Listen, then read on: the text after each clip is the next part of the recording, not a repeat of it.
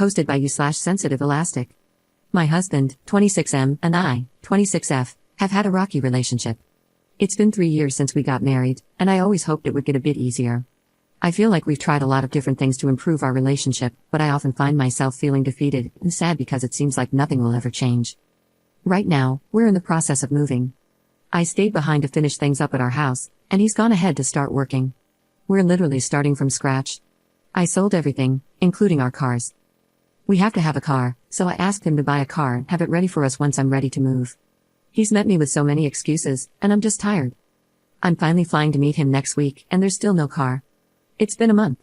He mentioned to me offhand the other day that he was planning on buying a car once I fly in, but doesn't that defeat the purpose? All I asked was for him to have one ready for when I arrived.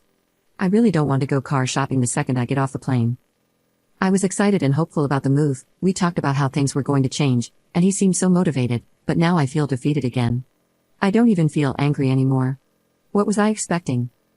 I'm not sure what advice I'm looking for. We get along pretty well when there aren't any big life decisions involved. He's a nice guy, I just don't trust him to take any responsibility in the relationship. I guess, has anyone been in a similar relationship? How did it go?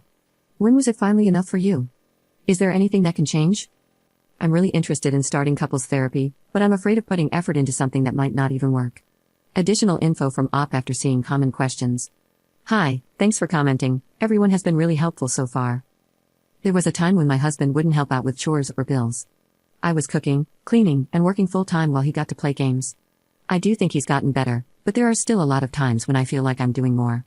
I'm trying to be patient. I know people don't change overnight, it's just hard. I think I still have some hurt feelings from that time. Looking at it now, I think I believe that if I asked him to do something more important, maybe he'd take it more seriously and be excited to contribute.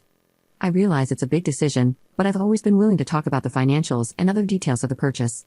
I think I would have really appreciated seeing his effort in taking over this decision. I've talked to him since posting this, and we've gone over more details about the purchase. He's actually made an appointment to start looking for cars. I'm still not 100% sure if it's purely an anxiety thing or if he's just coasting along with me, but I'm planning to organize my thoughts and talk openly about how this has made me feel once we're together. Thanks again, I've been thinking a lot about the situation. I really appreciate it. Update 3 years later. Hi Reddit. I made a post 3 years ago about my husband not taking the initiative when it came to purchasing a new car after a big move. My post didn't get too much attention, but I've always enjoyed seeing updates, and a lot has changed in 3 years. So, I decided to log back in and share my own update. After making the post, my husband set up an appointment to look at cars.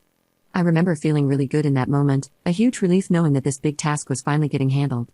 When his appointment came, my husband called to share some good news. He'd seen one car, decided it was good, and told me it was the one we'd be buying. While he was still at the dealership, I asked him for details like the price, the interest rate, and whether he compared it to Kelley Blue Book to make sure it was a fair deal. My husband was kind enough to ask the salesman all of my questions, but after each one, he added, "I'm sorry, my wife is making this so difficult." I was pretty hurt and embarrassed by this and told him so, but he said my questions were frustrating and were slowing down the process of the one thing I had asked him to do. In the end, he decided to wait for me to arrive so we could sign for the car together. I ended up getting picked up from the airport and taken straight to the dealership. We got a good interest rate on the car, but we overpaid by about $7,000. I should have said no to the car and looked for one myself, but I was young, embarrassed, and felt like I wasn't being supportive. Thankfully, that car ended up being our only shared piece of property in the divorce. I didn't trust him to refinance the car, so I ended up taking it. We owed so much more than it was worth that I couldn't refinance it for several months. Eventually, I traded it in, and while I'm still in a financial hole because of it, I'm so much happier now. We tried therapy before ultimately divorcing. My ex-husband was quite the prodigy. He was cured, his words, not mine, after just a week. He claimed he had it all figured out and saw no point in continuing. He also told me he was the only one who had ever put any effort into the relationship, and that it was 100% my fault we were divorcing. He said no one would ever love him again if I left, and that he might as well end his life because there was no point in going on. When that didn't work, he said no one would ever love me again and that I was lucky he had stayed as long as he did. He even asked if I would forge his signature on the divorce documents because I was basically forcing him to do it anyway. I did not. Anyway, I'm happy to report that he was able to move on from the trauma I supposedly put him through.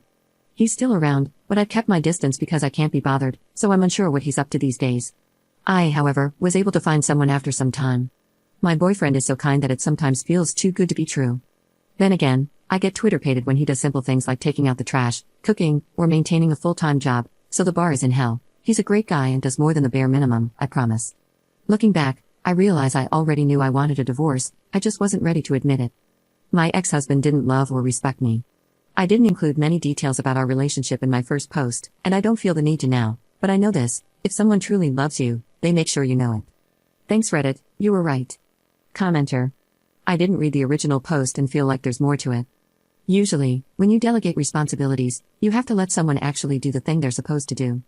You can assist them with big mistakes, preferably by teaching them beforehand, but you can't become a micromanager, or they'll never take the initiative in doing things themselves, never feel like they can make decisions on their own, and they'll never learn anything.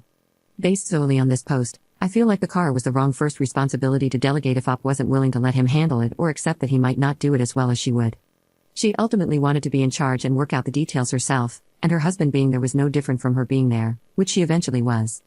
At the very least, they should have mutually agreed on a price they were willing to pay, what they needed in a car, and then she should have left it at that. This was the wrong way to car shop for both of them. If there were more issues, then it sounds like divorce was the right decision. It's just a very poor example for this singular post, since you can't ask a partner to make more decisions and take more initiative on their own and then micromanage them when they try. Op should have started with something that carried less financial risk, but if the marriage was a dud anyway, it is what it is. Op's response. I didn't share many details in either post, so it's definitely just a small glimpse into our relationship.